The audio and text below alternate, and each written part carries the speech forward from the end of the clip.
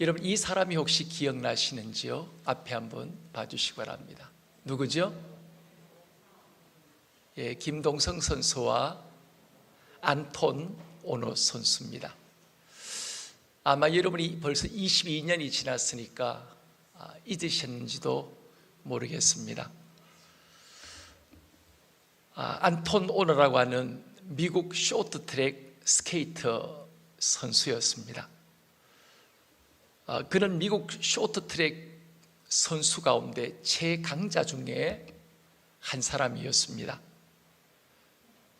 최강자로도 유명했지만 또 한 가지 이 안톤 오노의 유명한 점이 있었는데, 그는 상대 선수와의 접촉을 피하지 않으면서도 반칙에 걸리지 않을 정도로만 아주 교묘하게 손을 쓰는 역대급 재능을 지닌 선수이기도 했습니다. 이 안톤 오노가 한국 사람들에게 특별히 유명세를 타게 되어진 것은 또한 그에게 반칙 왕이라고 하는 수식어가 붙게 되어진 것은 2002년도 동계 올림픽 때 바로 과도한 액션을 통해서 우리나라의 또한 이 쇼트트랙의 최강자의 선수인 한 사람인 이 김동성 선수를 실격을 시켰기 때문이었습니다. 이때부터 안톤 오노 하면 연기를 잘하는 할리우드 액션의 사람이다 라는 그런 별명이 언제나 그가 가는 곳마다 붙게 되었습니다.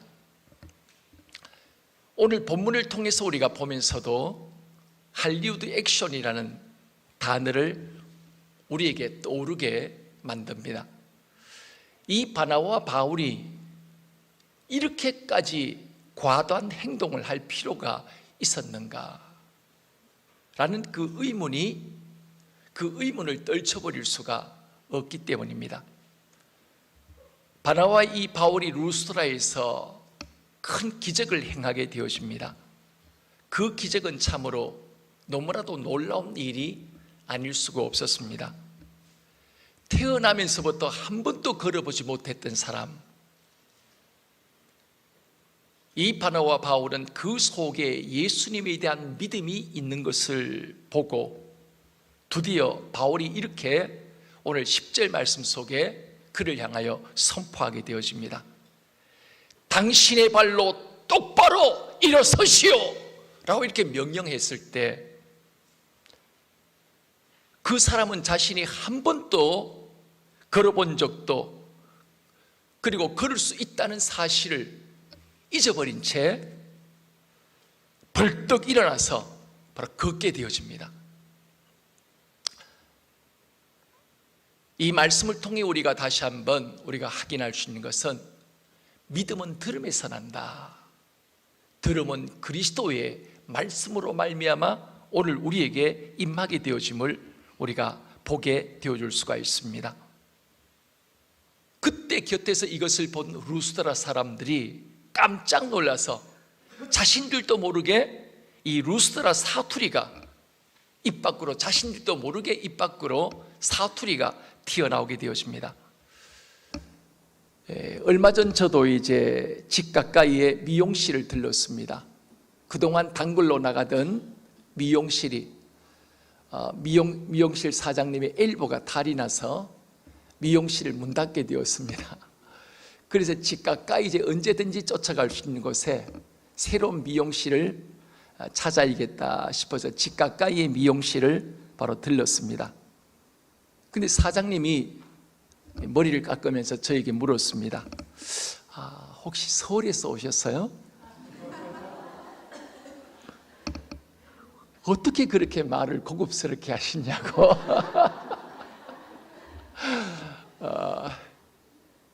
물론 듣기 좋아라고 말씀을 하셨겠죠. 그렇게 말씀하시는 겁니다.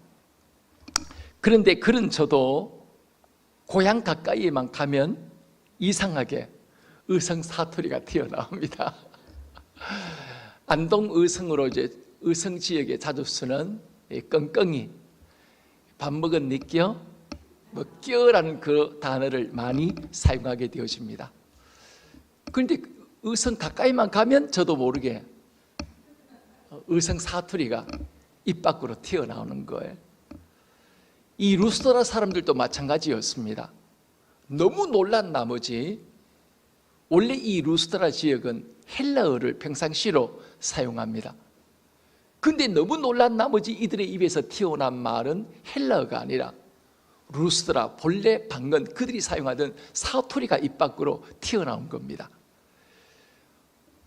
그들이 입 밖으로 내뱉은 사투리가 바로 11절 말씀입니다. 무슨 얘기를 이들이 했냐면은, 무리가 바울이 한 일을 보고 루가오니아 방언으로 소리질러 이르되 신들이 사람의 형상으로 우리 가운데 내려오셨다. 졸지의 신이 된 사나이들. 오늘 이 바나와 바울에게 이 루스드라 사람들이 12절 말씀 뭐라고 불렀냐면은, 바나바는 제우스라 하고 헬라의 최고의 신이 바로 제우스 신이죠. 그리고 바울은 그 중에 말하는 자이므로 헤르메스라고 하더라. 나이 많고 점잖은 바나바를 제우스라 부르고 상대적으로 젊은 바울을 제우스의 아들인 헤르메스라고 바로 부르게 되었습니다. 그리고 시위에 있는 이 제우스 신전의 제사장들이 황소와 제사를 드리기 위해 두 사람에게 제사를 드리기 위해서 황소를 끌고 환을 가지고 다른 수많은 무리들과 함께 이 바나바와 바울 앞에 찾아왔습니다. 그리고 그 앞에 소를 잡아 드디어 제사를 지내려고 할 그 찰나에 거기에 대한 바나바와 바울의 오늘 반응을 우리에게 14절 말씀 속에 그 반응을 보여주고 있습니다. 한번 14절 다 같이 한번 읽어보겠습니다.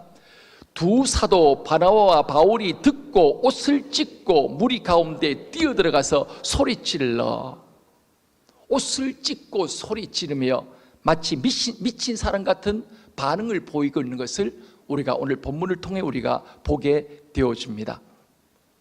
졸지의 바나바와 바울은 신이 되어지고 말았습니다. 루스드라 사람들이 바로 그들을 신이라고 생각하고 제사를 드리려고 했던 데는 그만한 이유가 루스드라에는 전설이 내려오고 있었기 때문이었습니다. 수백 년 전 제우스와 이 헤르메스가 사람의 모습으로 그 도시를 방문한 일이 있었는데, 그때 그들이 자명하면서 그곳 사람들의 집에 손님으로 묵으려고 했지만 아무도 이 두 사람을, 사람의 모습으로 나타난 이 두 신을 받아들여주는 가정이 없었습니다. 모든 가정마다 노크를 했지만 모든 가정이 다 거절을 당할 수밖에 없었습니다.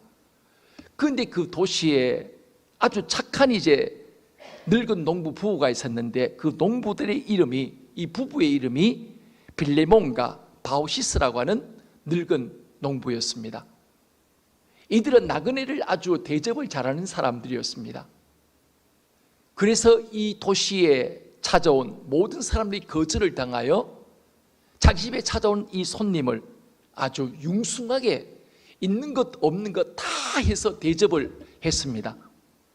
그런데 나중에 이 제우스하고 헤르메스가 생각해 보니 너무 괘씸한 거예요. 그래서 자신에 대하여 융숭하게 대접한 이 늙은 농부에게, 이 부부에게는 아주 큰 상을 내려줬습니다. 그리고 나머지 자신을 맞이하지 않았던 사람들을 다 홍수로 그 도시를 아예 쓸어버리게 되어집니다.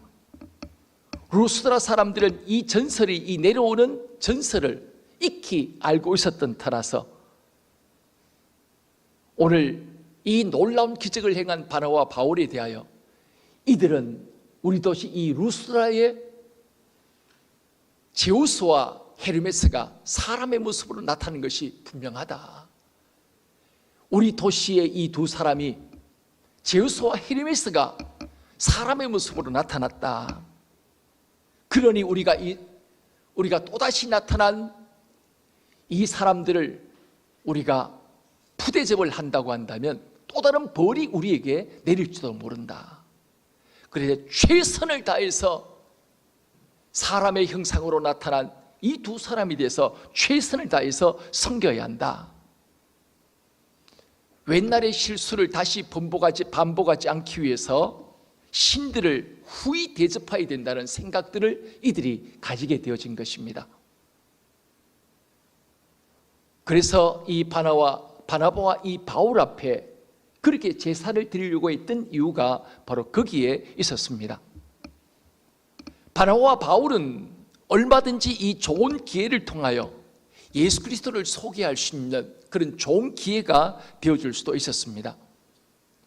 그런데 이렇게 분노하며 옷을 찢는 과인 행동까지 할 필요가 꼭 있었겠느냐, 이렇게까지 화낼 일이었는가 하는 그런 마음을 우리 본문을 통해서, 이 본문을 보면서 그런 마음을 떨쳐버릴 수가 없었습니다. 오늘 이 본문을 보며 언젠가 들었던 이야기가, 한 가지 이야기가 생각이 났습니다. 인도의 한 마을에 당나귀를, 이 당나귀 등에다가 부처를 싣고 먼 곳으로 옮기는 그런 일이 있었습니다. 사람들은 아주 용하기로 유명한 이 부처를 자신들의 마을에 지날 때마다 꽃을 뿌리고 꽃을 드리고, 이 부처가 지나갈 때 다 땅에 엎드려 절하면서 아주 그렇게 이제 대대적인 환영을 하게 되었습니다. 수많은 마을들을 지나가면서 이 당나귀는 처음에는 자신의 등에 실린 이 부처 때문에 자신이 이런 대접을 받는다는 생각을 했지만 점차 그는 바로 그 생각을 잊어버리게 되어진 것입니다. 어느샌가 자신도 모르게 교만한 마음이 들게 되어진 겁니다. 나는 역시 대단한 당나귀야. 사람들이 어떻게 나를 대단한 당나귀인 줄 알고 이렇게 대대적으로 꽃을 뿌리고 환영하고 절하고 이렇게 하냐. 마침내 우쭐대면서 자신의 더 멋진 모습을 보이기 위하여 두 발을 들고 히잉거리며 자신의 멋진 모습을 뽐내려고 하다가 자신의 등에 실린 부처가 땅에 떨어져 완전히 박살나게 되어진 겁니다. 여러분, 어떻게 되겠습니까? 화가 난 마을 사람들이 몽둥이를 들고 결국은 이 당나귀에게 화풀이를 했다는 것이죠. 화풀이를 했다는 겁니다. 어쩌면 저의 모습이 이 당나귀의 모습과 같지 않았을까 하는 그 생각을 바로 금할 길이 없었습니다. 사람들이 은근히 부추길 때 안 그런 척, 겸손한 척, 못 이기는 척 하면서 오히려 사람들이 성품이 어떻게 그렇게 좋습니까? 부부싸움 한 번도 안 하신 분 같습니다. 어떻게 그렇게 선하게 생기셨어요? 이런 칭찬을 할 때 처음에는 아니라고 국구만류를 했지만 또 사람들로부터 그런 얘기를 들으면 들을수록 은근히 그렇지, 사람들이 드디어 나를 알아보는구나, 내가 얼마나 멋진 사람인지 선한 사람인지 은근히 그것을 즐기려고 하는 때때로 그런 마음들이 저 자신도 모르게 그런 모습들이 비칠 때가 있었음을 오늘 여러분에게 솔직하게 부인할 수는 없을 것 같습니다. 이런 일들이 단지 저의 문제만일까요? 우리에게는 그런 부분들이 한 번도 없었을까요? 우리는 인생을 살면서 때때로 하나님이 받으셔야 할 영광을 우리가 중간에 스스로 취하며 하나님의 영광을 도적질할 때가 때때로 얼마나 많았는가.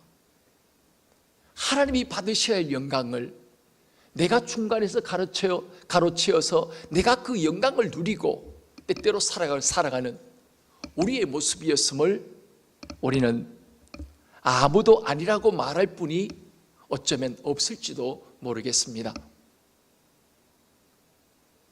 대개 사람들은 하나님이 자신을 존귀하게 해주실 때 어떤 반응을 바로 보이게 되어지죠. 첫 번째는 아니라고 극후 만류를 하지만 나중에 그것이 바로 계속되어질 때 어쩌면 나 자신도 모르게 우쭐하는 그 마음이 우리 마음 가운데 들게 되어집니다. 그리고 자신이 잘 낫는 줄로 바로 착각을 하게 되어집니다. 그리고 사람들이 죽여 세우는 그 칭찬을 용인하며 넘어가게 되어지는 그런 모습을 우리가 보게 되어지기도 합니다. 그에 비해 오늘 바나바와 바울이 취한 행동을 보면, 우리의 모습과 비교를 해보면 도무지 이해가 되지 않습니다. 꼭 그렇게까지 정말 과는 반응을 보여야 했던가? 오늘 여러분, 왜 이토록 바나바와 바울이 그렇게까지라는 그 생각이 들 만큼 우리가 왜 그런 과잉 행동을 우리에게 바로 보인 것일까요? 왜냐하면 그들은 자신이 누구인지 분명히 알았기 때문이었습니다. 15절 말씀입니다. 이르되 여러분이여 어찌하여 이런 일을 하느냐? 우리도 여러분과 같은 성정을 가진 사람이라. 여러분에게 복음을 전하는 것은 이런 헛된 일을 버리고 천지와 바다와 그 가운데 만물을 지으시고 살아계신 하나님께로 돌아오게 하려 함이라. 당신들이나 나나 동일한 똑같은 인간입니다. 우리에게 전할 필요가 없습니다. 오직 영광을 받으셔야 할 분이 계시다면 그분은 하나님의 은혜로 나를 나되게 하신 하나님, 오직 그 하나님만, 그 하나님께만 영광 돌리는 것이 마땅합니다. 바로 오늘 이렇게 고백하는 바나바와 바울의 모습을 우리는 본문을 통하여 보게 되어집니다. 그리고 자신들이 행한 모든 일들이나 그 모든 사건들이 자신들이 행한 것이 아니라 하나님께로부터 온 것임을 분명히 고백하고 있습니다. 사도행전 14장 3절 말씀을 통하여 우리가 그것을 확인할 수가 있습니다. 두 사도가 오래 있어 주를 힘입어 담대히 말하니 주께서 그들의 손으로 표적과 기사를 행하게 하여 주사 자기 은혜의 말씀을 증언하게 하시니, 여러분, 이것이 바울이니까 그렇게 했겠지, 바울이니까 가능한 일이었겠지, 아니면 바울 같은 특별한 그런 능력이 있어서 그런 일을 행했겠지 라고 우리가 때때로 우리가 생각을 하기 쉽습니다. 여러분, 아닙니다. 오늘 말씀 속에 오늘 우리가 이것을 정확히 내 인생의 주어가 누구인지 그는 분명히 고백하고 있습니다. 뭐라고 고백하죠? 주를 힘입어 담대히 말하니, 누가요? 주께서 그들의 손으로 표적과 기사를 행하게 하여 주사 라고 이렇게 말씀하시고 있습니다. 여러분은 누구의 힘을 힘입어 살아가시고 있습니까? 여러분이 지금까지 인생을 쌓아온 인생의 스펙이나 경험, 여러분의 삶에 지금까지 쌓아오신 그 모든 능력으로 살아가십니까? 아니면 주께서 부으시는 바로 주를 힘입어 여러분은 살아가시고 있습니까? 오늘 이 말씀을 통해 우리는 소망을 누구든지 가지게 되어줄 수 있음을 우리가 보게 되어줄 수가 있습니다. 나같이 부족하고 연약한 자라 할지라도 여러분 소망이 있습니다. 갈대 같은 연약한 우리라 할지라도 도우시는 하나님의 능력을 힘입는 동안에는 우리가 반드시 모든 것을 할 수가 있기 때문입니다. 우리는 연약합니다. 우리는 부족합니다. 우리는 때때로 아무것도 알지 못하는, 한치 앞을 알지 못하는 어리석고 미련한 우리일 수밖에 없지만, 그렇다고 우리 스스로의 능력으로 여기까지 왔다고 고백할 수 있는 분은 아무도 없습니다. 그러므로 오늘 우리 또한 바울처럼 고백할 수밖에 없습니다. 빌립보 4장 13절 말씀처럼 오직 내게 능력 주신 자 안에서 내가 모든 것을 할 수 있느니라. 하지만 우리는 인생을 살면서 고난을 이기는 자는 많지만 성공을 이기는 자는 결코 많지 않는 것 같습니다. 그러므로 인생을 살면서 가장 위험한 때는 언제가 가장 위험한 때일까요? 고난의 때가 아닙니다. 절망과 좌절과 실패의 때가 아닙니다. 오히려 성공의 때야말로 인생 가운데 가장 위험한 때가 성공의 때입니다. 잘 나갈 때입니다. 기도를 안 해도 별 문제가 없어 보일 때입니다. 믿음의 사람은 자신이 누구인지 잊지 않습니다. 믿음의 사람은 자신이 누리고 있는 모든 것들이 어디로부터 온 것인지 한순간도 잊지 않습니다. 세상 사람들은 성공에 웃고 실패에 울지만은 하나님의 사람은 성공의 때에도 실패의 때에도 좌절의 때에도 고난의 때에도 그것 때문에 울거나 울지 않습니다. 모든 것들이 하나님의 은혜임을 알기에 감사를 할 수밖에 없기 때문인 것입니다. 모든 것들이 나의 나됨은 하나님의 은혜임을 알기 때문입니다. 믿음은 내게 주어진 모든 것이 어디로부터 온 것임을 잊지 않는 것입니다. 그런데 왜 세상에 여러분 이단이 생겨나고 왜 오늘의 존귀한 사람이 내일의 졸지로 이단자로 전락을 할 수밖에 없는 것일까요? 자신이 누구인지, 내가 누리고 있는 이 모든 은혜와 평안과 이 놀라운 그 축복들이 하나님의 은혜임을 망각하기 때문인 것입니다. 오늘 내가 누리고 있는, 내가 행하고 있는 이 모든 것들이 하나님께로부터 주어지고 하나님께로부터 주어진 그 모든 것들이 은혜임을 잊어버리는 그 순간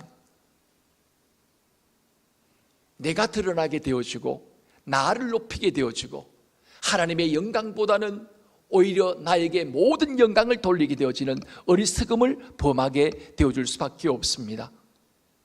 그러므로 믿음은 주를 힘입어 사는 것입니다.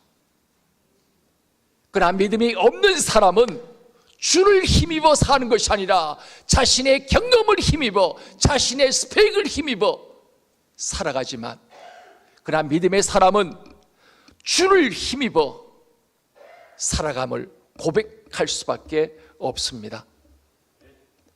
바로 주를 힘입어 사는 사람만이 한결같이 이렇게 고백할 수 있습니다. 이제 영상을 통하여 그 고백들을 우리가 함께 보기를 원합니다. 오늘의 이분들의 고백이 또한 여러분과 우리 모두의 고백이 되어지기를 원합니다. 우리가 하나님의 이름을 높일수록 하나님은 여러분과 우리 모두의 이름을 높이실 것입니다. 나를 사랑하는 자들이 나의 사랑을 입을 것이며 오직 주님을 높이는 자들이 또한 주님께로부터 세상으로부터 높임을 받는 아름다운 인생을 살아가게 되어줄 수가 있습니다.